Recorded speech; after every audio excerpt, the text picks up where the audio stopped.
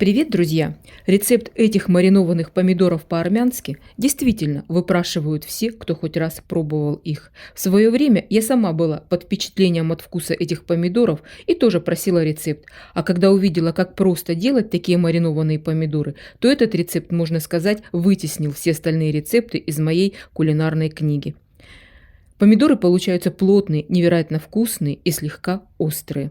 Нам потребуются осенние плотные помидоры, которые не раскисают в процессе маринования. У меня сегодня красные и желтые сливки. Итак, начнем. На дно чистых банок, у меня банки объемом 1,5 литра, выкладываем лук, нарезанный полукольцами или четверть кольцами. Теперь заполняем банки помидорами до самого верха, но я обязательно срезаю у них хвостики для того, чтобы помидоры не лопнули при термической обработке, а также для того, чтобы они лучше впитали в себя вкус маринада. При укладке помидоров банки периодически встряхиваю, чтобы помидоры более плотно улеглись в банки. Добавляем в каждую банку по одному лавровому листу. Теперь заливаем банки с помидорами крутым кипятком, накрываем крышками и оставляем прогреваться минут на 20, а сами тем временем подготовим овощи и зелень для маринада.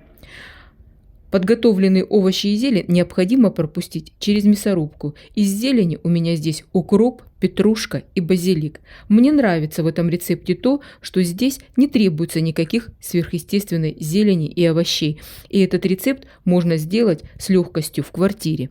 В качестве овощей я здесь беру морковь, болгарский перец, чеснок и горький стручковый перец. Теперь сливаем воду из банок в кастрюлю. Сразу выкладываем сюда же перемолотые овощи и зелень. Добавляем соль и сахар. Их количество я укажу в конце видео. И ставим кастрюлю на плиту закипать. Уксус пока мы не добавляем. Пока маринад закипает, раскладываем в каждую банку душистый перец горошком, по паре бутончиков гвоздики, конечно, если вы ее любите, и черный перец горошком.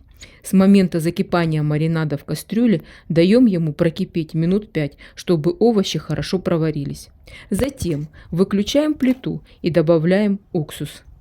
Этим горячим маринадом заливаем банки с помидорами. Я постоянно перемешиваю маринад, чтобы молотые овощи и зелень равномерно распределились по банкам. Банки хорошо закручиваем или закатываем крышками и убираем в теплое место для полного остывания.